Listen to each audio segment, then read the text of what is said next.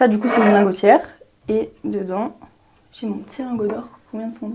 Ce qui est quand même bien, c'est qu'on peut refondre l'or si jamais on se trompe, on peut recommencer. Le nombre de fois où j'ai recommencé des bijoux 3-4 fois pour au final avoir un résultat parfait. Je m'appelle Alice, j'ai 23 ans, je suis joaillère.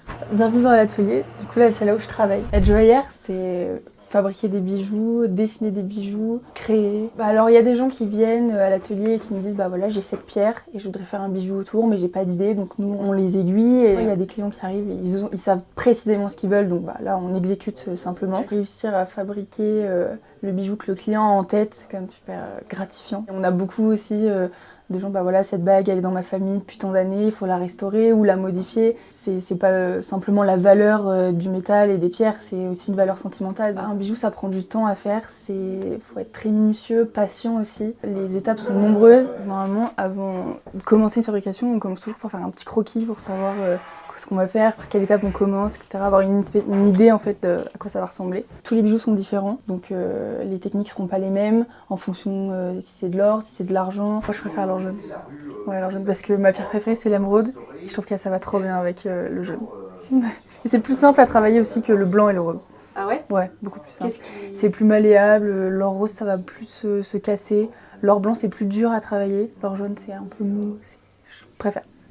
Il y a des pierres qu'on peut pas chauffer, donc faut faire attention. Après le diamant c'est hyper résistant, on peut chauffer, savoir reconnaître une pierre précieuse et après la regarder avec une binoculaire, voir si elle a des inclusions, des aspérités. En fait pour faire du serti, on a besoin d'utiliser une binoculaire pour voir en très gros, où en fait on va mettre les pierres sur un bijou.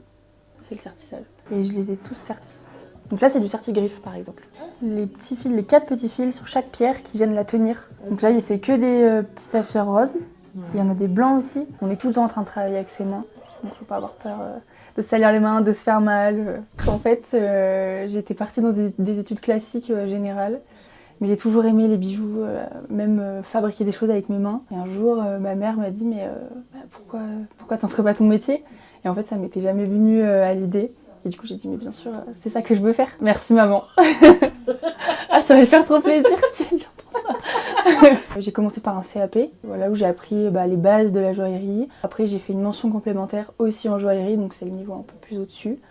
Et après j'ai fait un autre CAP en sertissage, puis un autre CAP en polissage, donc vraiment pour compléter ma formation. Très important l'alternance, maintenant je suis en CDI dans un atelier. Moi je préfère fabriquer.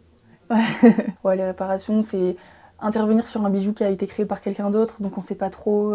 Je dirais que c'est plus complexe la réparation ou la transformation que la fabrication. Pour la réparer cette chaîne, je vais pas utiliser le chalumeau parce que ça va chauffer trop fort. Je vais utiliser le laser. Ça va permettre de la souder.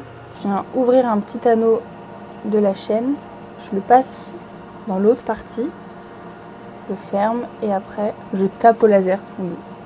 Les bijoux, faut en prendre soin, ça prend des marques. L'argent notamment, c'est un métal très mou, donc le moindre choc, la moindre rayure va se voir. Donc le mieux c'est de revenir les faire polir dans les ateliers. Vaut mieux les enlever dans la douche, vaut mieux les enlever quand on fait la vaisselle ou quand on se met de la crème, ou éviter le parfum sur les bijoux, ça peut abîmer certaines pierres. Tu fais tes propres bijoux du coup? Je fais mes propres bijoux, ouais, je m'en suis fait quelques-uns. C'est trop tentant, on fait des bijoux pour les autres, on a envie de s'en faire pour soi aussi. Je m'étais acheté une tourmaline à un vendeur de pierres il y a 1 an maintenant, plus d'1 an. Et j'aimerais la monter en collier, faire un truc magnifique, énorme, mais bon, ça représente beaucoup d'or et beaucoup d'argent. Alors pour l'instant, elle reste bien au chaud dans sa petite boîte.